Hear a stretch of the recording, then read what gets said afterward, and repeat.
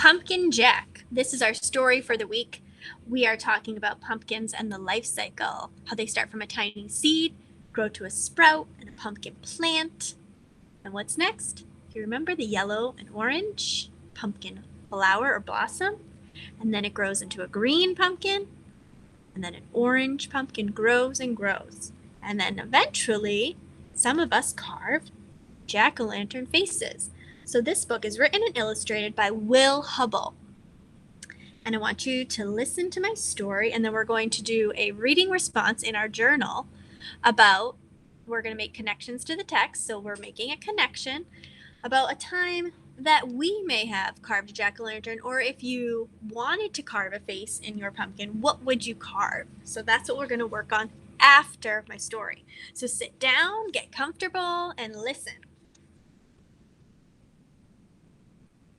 Pumpkin Jack.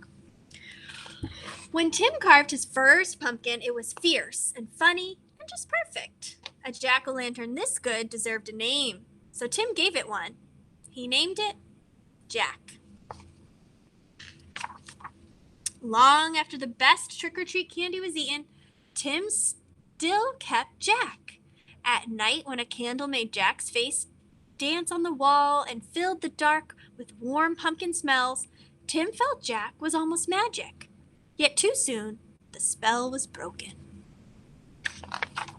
"The pumpkin is beginning to rot," said Mom. "It's time to throw it out." Tim knew it was useless to argue. He carried Jack to the garden, which was filled with the brown ghosts of last summer's plants. A dead garden is better than a trash can, thought Tim. Still, it made him sad to leave Jack outside and alone.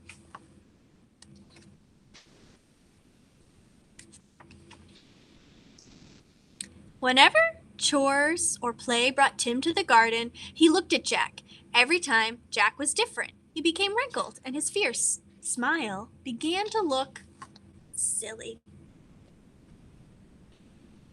Mold spread over Jack's bright orange skin. As the days turned colder, Jack grew flatter. What's happening to Pumpkin Jack?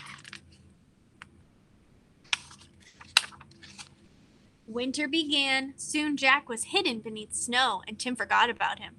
The cold, heavy jacket days came. Snowmen and sliding days, indoor days, Thanksgiving, Christmas, and Valentine's. When all these days had passed and the March winds melted the snow, Tim found Jack. There wasn't much left, just a faded and crumpled pumpkin skin, a stem, and a few seeds. Jack's Halloween magic was a distant memory now. Tim scraped a thin blanket of earth over the last bits of his pumpkin. "Goodbye, Jack," he whispered. So there are the seeds, and he's burying them in the soil.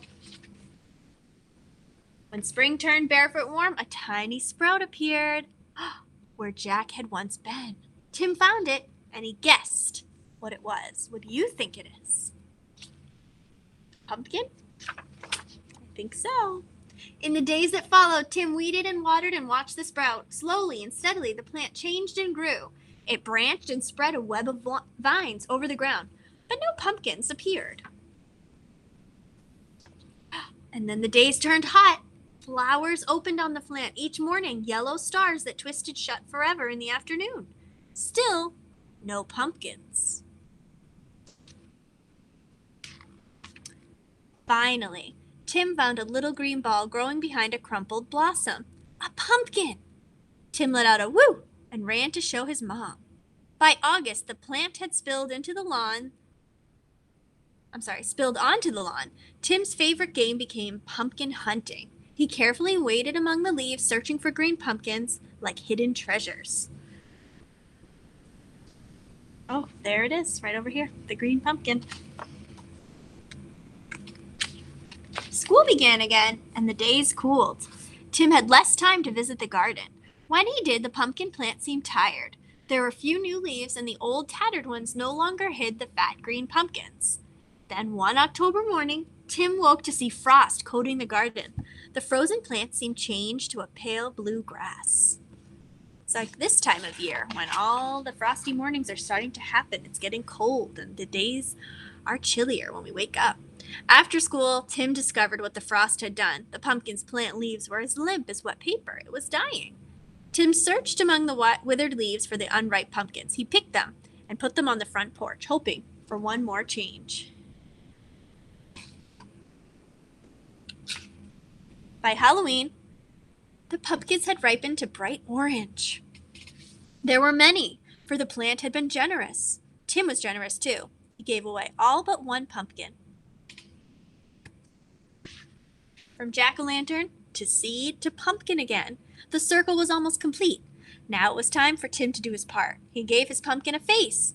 It smiled at him in a fierce and funny way. Tim smiled too and said, "Welcome back, Jack." The end. So today we're going to make a connection. I'm going to get my posters and show you for making connections what we will do. Connect.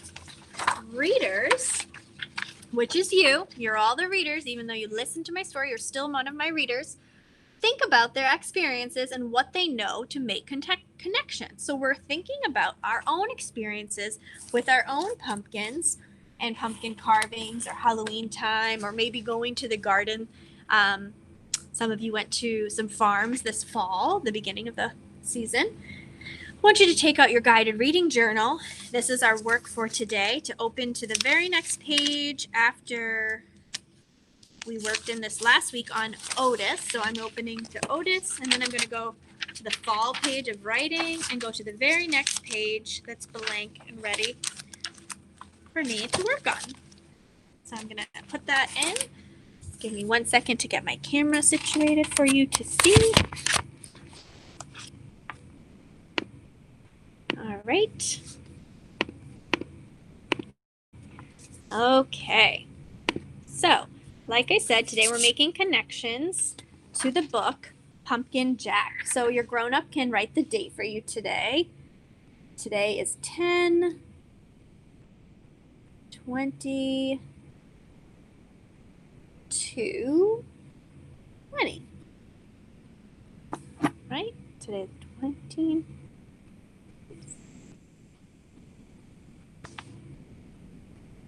So, for my Pumpkin Jack, you're drawing a time, or if you wanted to draw a face in a jack-o'-lantern, what would you carve? So we're going to use at least 3 colors again. So I'm going to draw that at the top. 3 colors. Those are my little crayons to remind me that today I need to use 3 colors.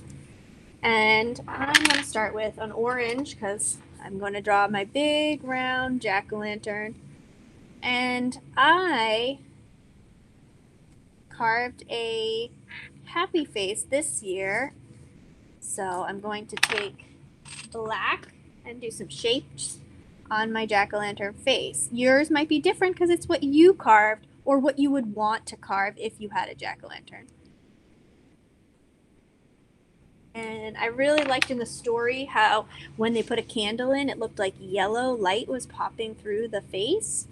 So I'm going to color in my shapes with yellow and then go back and, yes, that's right, fill in all the white spots like we talked about when we do our 3-star coloring.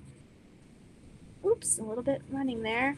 And then sometimes it's helpful to turn the page for your hand so you can go all the way around like I'm doing. I'm keeping my crayon tilted on the side and shading in this way.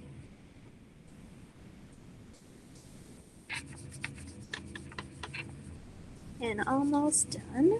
I'm not going to forget the stem. Still going to keep that because when I pick my pumpkins at the farm, my other connection to the story is that when he gave away his pumpkins to his friends, but I like to make sure that their stem is still attached to pick up when you get it from the pumpkin patch. And then my sentence starter for you today is using some sight words. This, with our uppercase T, is my pumpkin. Sounding it out. Who says he, kin, k, I. That's our letter of the week. In. Look at that. I'm going to highlight all the I's that I see because I is our letter. Sweet.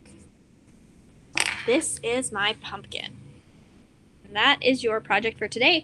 I can't wait to see how different they all look because they all should be different and unique to what we would like to carve for our own jack-o'-lantern, like Pumpkin Jack. Thanks for listening. I'll see you soon.